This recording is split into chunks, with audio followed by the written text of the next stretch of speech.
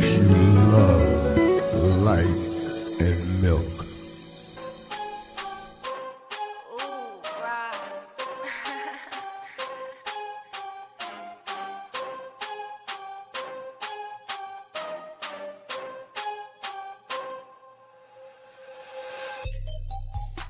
Hello. Actually, I can back this up because I have to figure this out. Oh, you see the beach background because it's hot here. Today I was outside eating a salad out front in some shorts and a shirt. Right. It is February, as if you didn't know. I had to clean my glasses.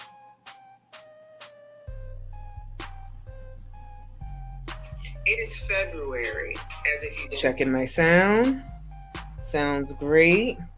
It's February. Like, hold on. Hey, hi, people. I'll be right back.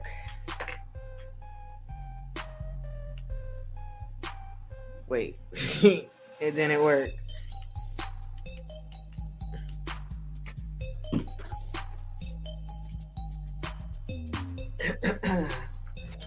I'm back. I am so natural today. This is Natural Lex. If anyone was looking and wondering what I look like behind the scenes, this is it. Cleaning these glasses. This is my only get up today. I'm not going to be on long because, hey, Lauren. I had a wonderful surprise visit today from my cousin and his son. My cousin Robert and his son King. Oh, sorry. Oh, Lauren. And it was great. King is 4 years old, and he's a 4-year-old, I guess. I don't know how 4-year-olds act. I know how my 4-year-old acted, but then I was told that was atypical. So I don't know what a typical 4-year-old acts like, but on his way out, I should put some, because his name is King. Let me get some royal music here, because, yeah. King fit up to his name, and I'm going to tell you, he came here with a little car. I mean, it's probably not little to him, but, you know, a car that vroom, vroom, you can go back and forth. And him and AG were playing in the hallway, running. He was running everywhere. He's a boy, right? Running, doing stuff, just touching everything. Touching everything. Good thing I went into AG's room because everything was on. Heater, like, things that, you know, we have. She has a humidifier. She has a little space heater. We have a microwave in the hallway upstairs. He turned that on. He was just so busy. Well, in the midst of him leaving, he lost his car. I know, he lost his toy car. Hold on. Right.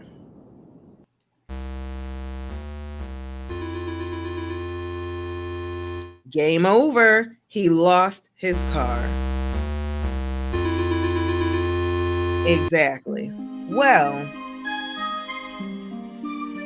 his dad kept saying, son, you have a ton of cars you could play with. Don't worry about it. He okay. When he didn't want to leave because he had such a good time with AG.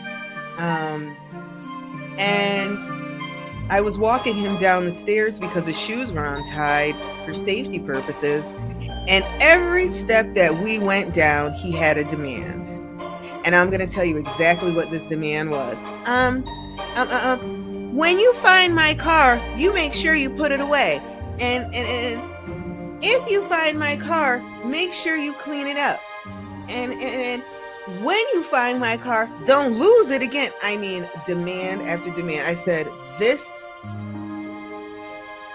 Well, I don't know if the name came before the personality or the personality became before the name. I mean, of course, they named him King. But this personality could have been in this life form or this spirit way long before he was born. I don't know, but it fits him because he gave us a list of demands and made sure we were yes. Yet you make sure that when you find my car, okay, King. Whew, Lord. I haven't been around children in a little while. Anywho, it was great to see them. They are from Connecticut, but King will be moving here and eventually his dad to go to school here. So that's kind of great stuff. But I knew he was going to go. But tell him he was a bit. Okay. It was really great. But our topic tonight is, would you date yourself? I was talking to a coworker today, and I'm not on the gram tonight because there's just not enough time. I'm here on YouTube and Facebook. But the topic for tonight, would you date yourself? I was talking to a coworker today who was in a crazy situation, but she wants to date. She is ready to date. She is 59. She will be 59 this year. And she has 2 grown children. And she's just in a place. She's in a place. But the question I asked her was, would you date yourself? And anybody's immediate response is, of course I would. Or, hell yeah. Or, why wouldn't I? Yeah, I date myself. Hey, Eden. But I had to slow her down. Right? Because she was one of those that was like, of course I'm going to date myself. I'm like the perfect catch. Slow your horses, lady. Slow your horses. Would you date the bull that comes out of you when you get angry? Would you date your past trauma? Would you date the resentment that you hold for somebody else?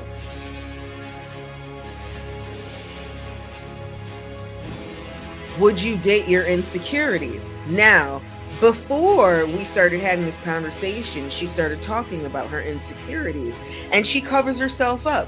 She wears her hair over her face. She always has glasses on. She's very covered. She never shows her face.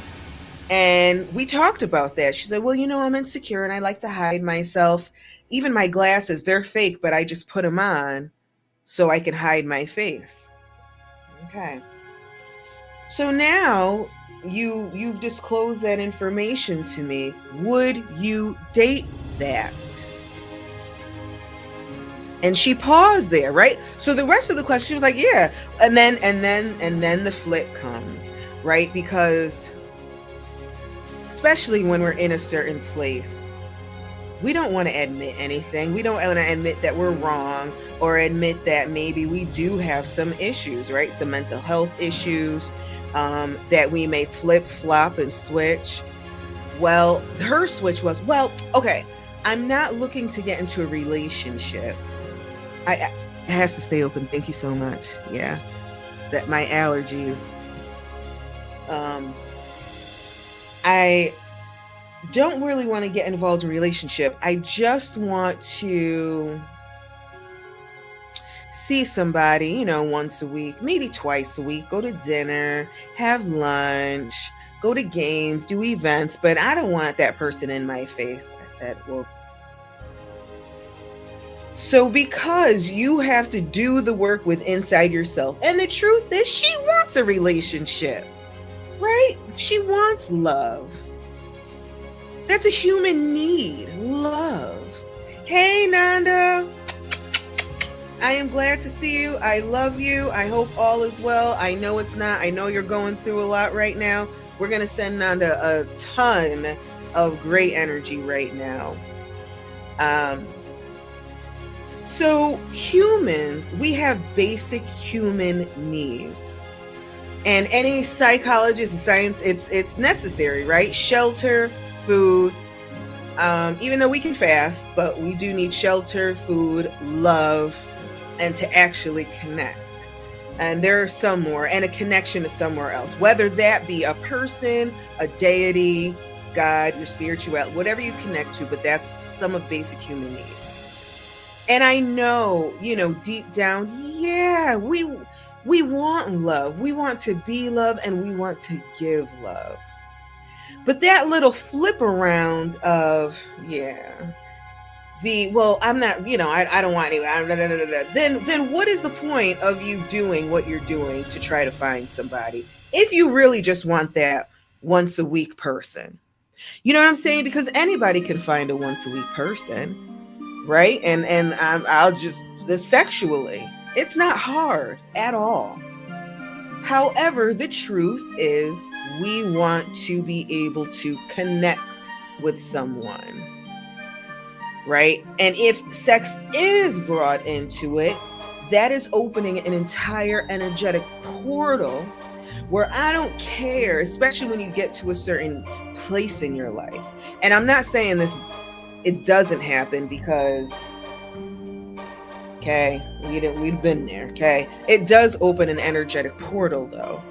And when one hasn't been intimate or hasn't used that energetic portal, in maybe, 10 years.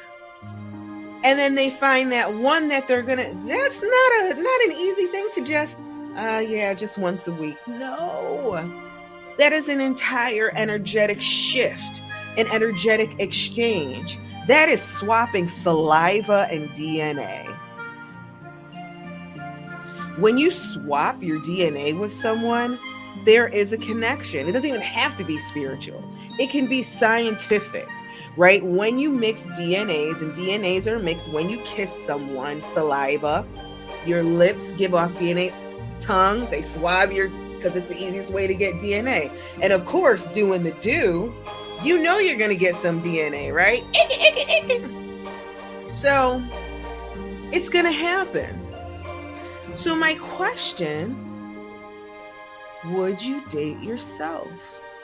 And then we can even break it down. Okay, you may date your fun self, right? Like my party self is all, hey. Of course. Would I date my unhealed trauma self? Ooh. Nixicon has entered the room. Next icon, sorry. I saw Nixicon. Next icon has entered the room and says, but is that really truly a pure and genuine connection? It is not a pure connection in the fact that, it is, but there is a connection, and the connection can be purely DNA. And I'm gonna speak to my people out there on the street, okay? Just so you know, I love everybody. I have no judgment. If you're out there on the street selling what you need to sell, then that's what it is, okay? But my lovely prostitutes and escorts, and I'm even gonna take it a step further, those people out there who are doing the do just to eat for the night or just to have a place to stay, because prostitution, this transaction of sex for whatever it is everywhere, right? You have couples doing that. You have married couples doing that. You have partners doing this. It's not just sex for money, but it could be a sex because I don't want to get beat up tonight. A sex because I want to eat tonight. Even well, just because that's my partner and that's what I have to do. That is transactional. If it's not a place of I want to because I want to, then there is a transaction there. So even there is an exchange of energy. The difference is you get used to it, right? You get used to it. Not saying it's bad or good, but there is a thing, especially the girls on the street, where they have completely shut down a lot of portions of themselves inside to be able to do what they do every single day. Whatever, and then I love me a pimp movie for sure. But there's something to that. However, when you're not in that game and you're not giving yourself up every night and you don't have all of those sections shut down, and you go out there on the street and meet somebody that first time in 10 years,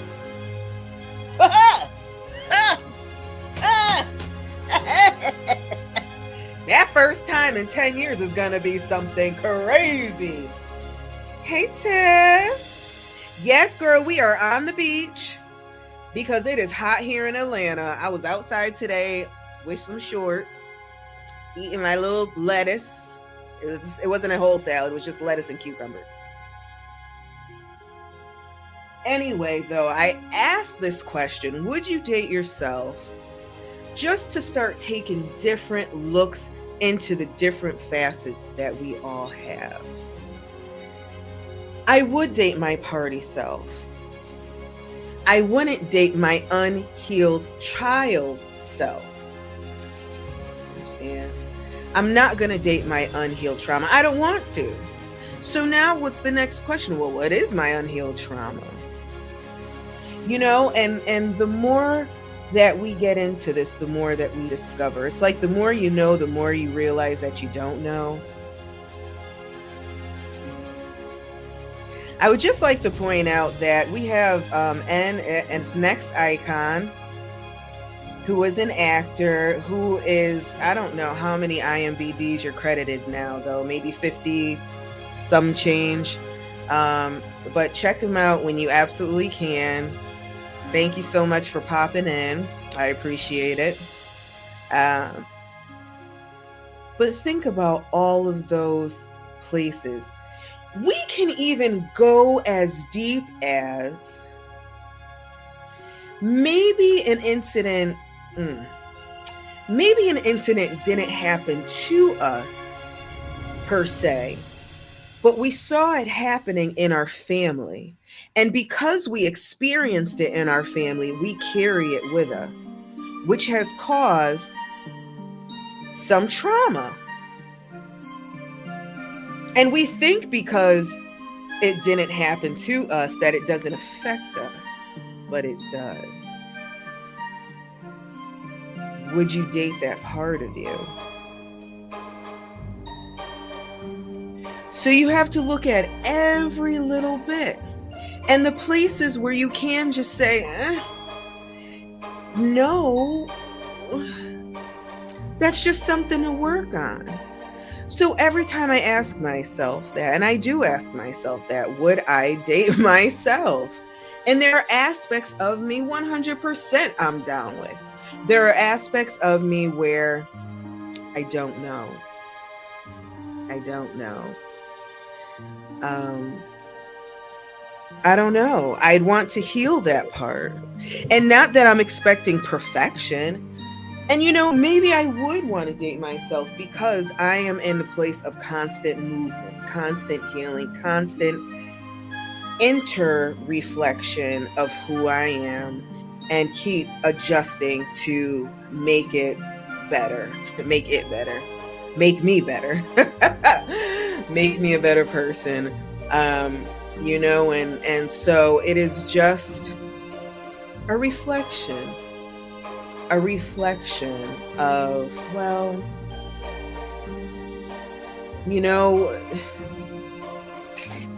oops, glasses fell. Think about your cooking style, anything, even let's say if right, I'm a person who doesn't like to clean. Would I want to date that person, or would I want somebody who's clean, a freak, so they can match my style? You know what I'm saying? They can not match my style, but they can balance me out. Like, I really don't like to clean, but I would like somebody that does clean so we can balance out, you know?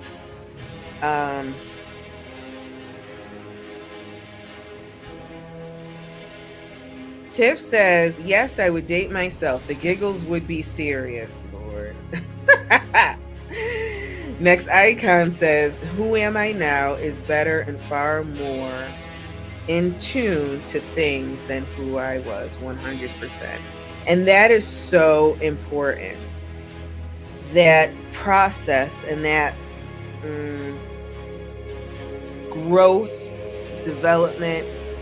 And then you can look back and be like, oh my God. And I'm saying this, and this is the opinion of Alexis Mathis only. If you see somebody, if you know somebody, if you meet somebody, if you're with somebody that tells you that 5 years ago, they're in the exact same place as they are today, run. Run. And there are some people, again, no judgment, but there are some people who really feel that they don't have any leveling up to do. They are just fine as they are. And they're so fine, they are so okay, that when they do some bald-headed BS, I'm calling it bald-headed BS, they'll turn and put it on you. Right, and that introspection, and that goes into a whole bunch of disorders that we're not going to get into tonight, because I am just here for this little short time. I am going into my other room. I always thank you. I thank you for accepting me in my naturalness. This is no makeup. I actually did put on some mascara, but I poked my eye, this eye, with the mascara, so I had to wipe it off this eye, so I only have mascara on this side. Mess. But thanks so much for being here. It was a short one. Some introspection, some, self-reflection of where we are. It's always a good time to take inventory inside and not of someone else. People love to point that finger. Oh my God, the blame game. Or they love lately, I have been in a place of feeling a couple of things. Number one, it's my feeling. I don't think the people they're not sending those feelings to me or not shooting the daggers to me, but it's the way that I feel, that some do not want to see everyone successful, and some play that victim game of it is everybody else's fault. And that's okay. That is okay. When it's called out, it's called out. And if truth can't be accepted,